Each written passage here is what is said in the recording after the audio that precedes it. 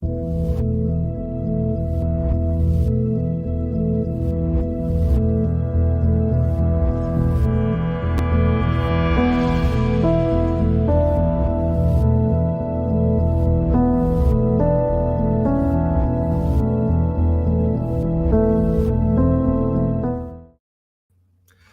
morning. Welcome to Let's Talk Torah. So glad you could be here. I'm James Caruthers.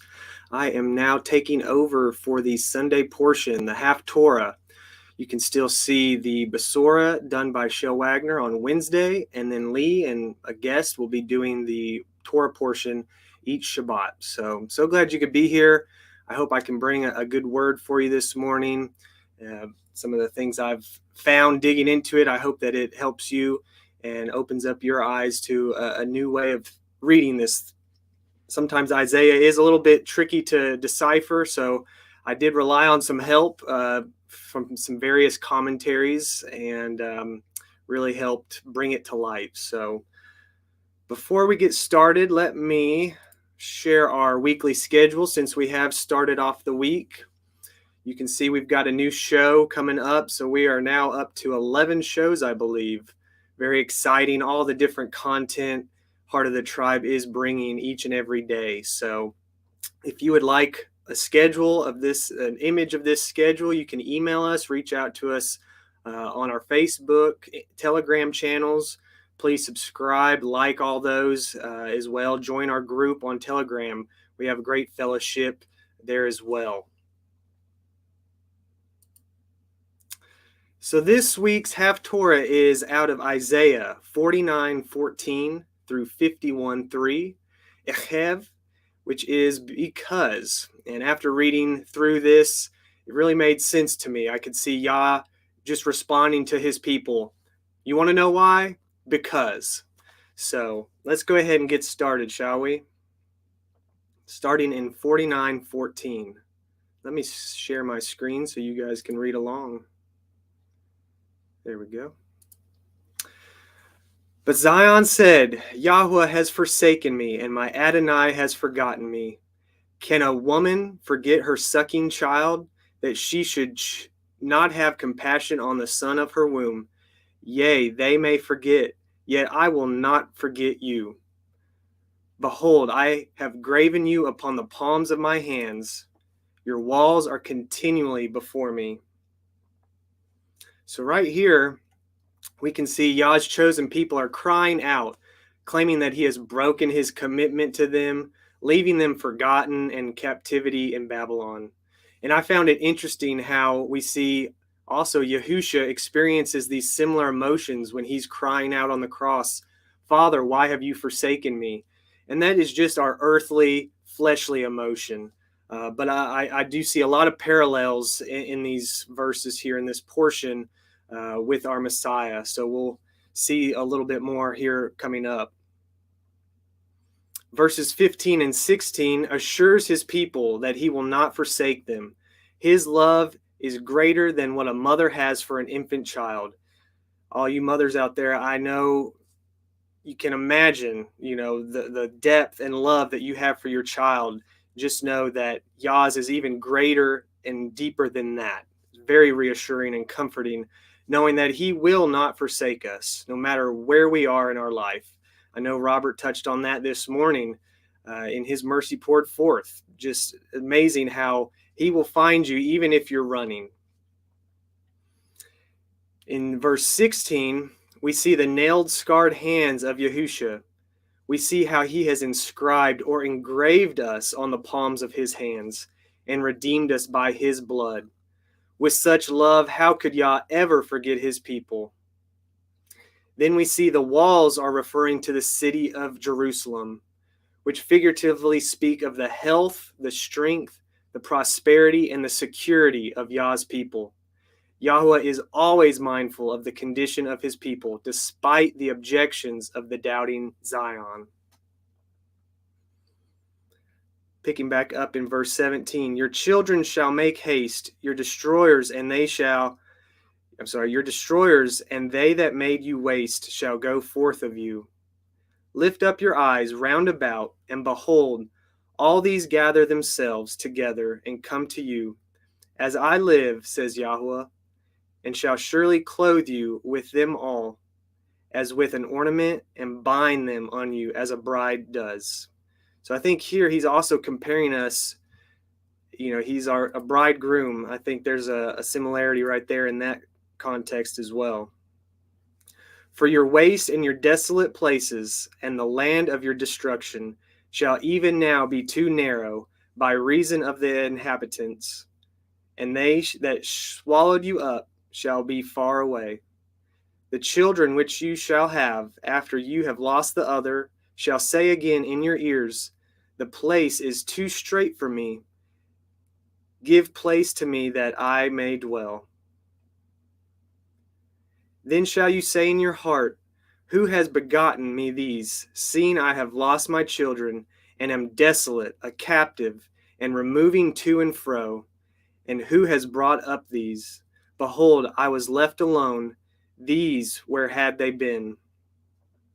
Thus says Adonai Yahuwah, behold, I will lift up my hand to the other nations, and set up my standard to the people. And they shall bring your sons in their arms, and your daughters shall be carried upon their shoulders. And kings shall be your nursing fathers, and their queens your nursing mothers. They shall bow down to you with their face toward the earth, and lick up the dust of your feet. And you shall know that I am Yahuwah, for they shall not be ashamed that wait for me. Shall the prey be taken from the mighty, or the lawful captive delivered? But thus says Yahuwah, even the captives of the mighty shall be taken away, and the prey of the terrible shall be delivered. For I will contend with him that contends with you, and I will save your children. And I will feed them that oppress you with their own flesh, and they shall be drunken with their own blood, as with sweet wine. And all flesh shall know that I am Yahuwah, your Savior, and your Redeemer, the mighty one of Yaakov. So here in 25 and 26, we see even the prey of Hasatan will be delivered as he is bound and cast into the pit.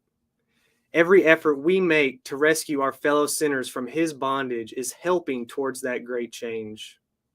In 26, we see that their rage shall be excited against each other and the desire of revenge. They shall destroy themselves by mutual conflicts until they are gorged with slaughter and drunk with blood. And we can see that Yahuwah is almighty, his ruling hand. Let's go on to chapter 50 now.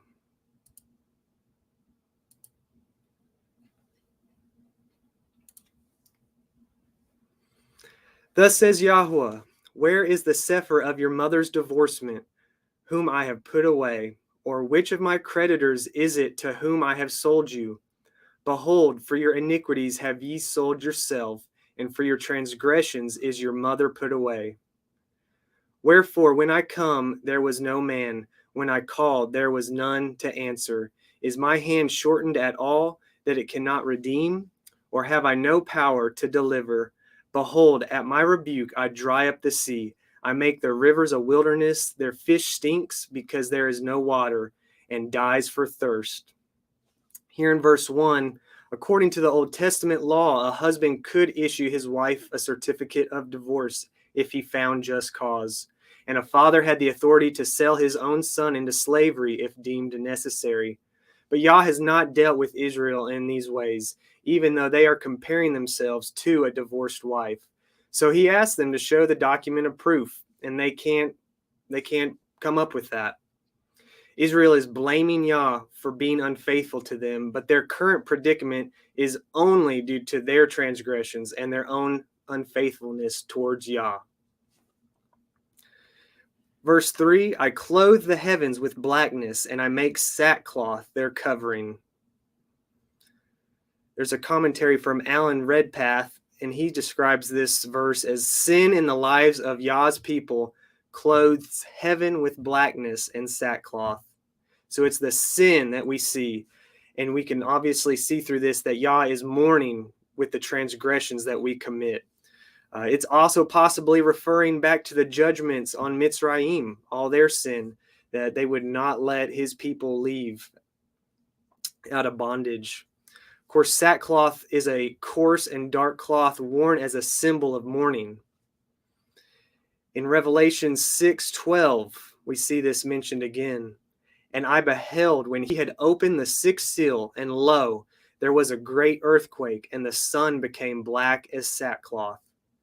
So you can see this isn't just the only time this will happen. This is going to occur again when the sun is blacked out. It's very interesting that we see this here in the end times as well. Picking back up in verse 4, Adonai Yahuwah has given me the tongue of the learned, that I should know how to speak a word in season to him that is weary. He wakens morning by morning. He wakens my ear to hear as the learned. And immediately a verse that stuck out with me was out of Luke 12:11 through 12. I don't always know exactly how to say things, especially right on the spot. That's where I seek Yahuwah and seek his discernment on how to speak. But this verse always brings comfort to me when I may not know the words at the moment. And when they bring you into the synagogues and unto magistrates and powers, take ye no thought how or what thing ye shall answer, or what ye shall say, for the Ruach HaKodesh shall teach you in the same hour what ye ought to say. So don't rely on yourself. Seek Yah, rely on him. He will give you those words. He will speak through you. You are his vessel, so allow him to work through you. Verse 5, Adonai Yahuwah has opened my ear, and I was not rebellious, neither turned away back.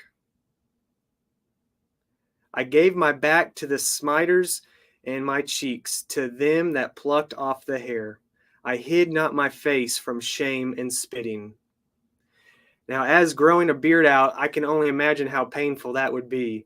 But as I was digging into this, I found some amazing content that really speaks into these verses. So I found out there are 4 servant songs of Isaiah that describe the service, suffering, and exaltation of the Messiah. All 4 songs show the Messiah to be Yah's meek and gentle servant. He is a royal figure representing Israel in its ideal form. He is the high priest atoning for the sins of the world. Isaiah does predict this, that the servant of Yahuwah would deliver the world from the prison of sin. And these 4 songs can be found in Isaiah 42, 1 through 9, Isaiah 49, 1 through 13, Isaiah 50, 4 through 11, and Isaiah 52, 13 through chapter 53, 12. So as you can see, in this week's portion, we are witnessing the 3rd servant song in verses 4 through 11. This prophecy speaks in chilling detail of the suffering of Messiah. We know that he was beaten on the back, beaten on the face, and mocked and spat upon. In verse 7, which I haven't read yet, let me read that first. For Adonai Yahuwah will help me, therefore shall I not be confounded. Therefore have I set my face like a flint, and I know that I shall not be ashamed. He is near that justifies me, who will contend with me. Let us stand together, who is my adversary. Let him come near to me. Behold, Adonai Yahuwah will help me. Who is he that shall condemn me? Lo, they all shall wax old as a garment. The moth shall eat them up. Who is among you that fears Yahuwah, that obeys the voice of his servant, that walks in darkness and has no light? Let him trust in the name of Yahuwah and stay upon his Elohim. Behold, all ye that kindle a fire, that compass yourself about with sparks, walks in the light of your fire. And in the sparks that ye have kindled, this shall ye have of my hand. Ye shall lie down in sorrow. So jumping back a little bit, in verse 7, the servant expresses his complete confidence in God. yahuah, declaring that he will not shrink back from his mission despite severe suffering, opposition, and humiliation. Yahusha knew the task at hand. He knew what he had to do and was willing to do it. And it's amazing to think on the torment that he went through, the cup of sins that he drank for you and me, that we can be redeemed through his blood. There is no specific mention in the Gospels of those who plucked out the beard of Yahushua as part of his pre-crucifixion suffering, but from this passage in Isaiah, we know it happened. What terrible agony he endured. It is even more than what the Gospel writers explain to us. We have before us the language of prophecy, but it is as accurate as though it had been written at the moment of the event. Isaiah might have been one of the evangelists, so exactly does he describe what our Savior endured. And that came from Charles Spurgeon. I know he was a great Puritan that has a bunch of great commentary, if you're unfamiliar with him. So in 7 through 9, in the midst of all this suffering, humiliation, and pain, the Messiah has an unshakable confidence in the help of his Father, Yahuwah. And he's setting an example for us. We may not necessarily go through the torture and pain that he experiences. Some of us may.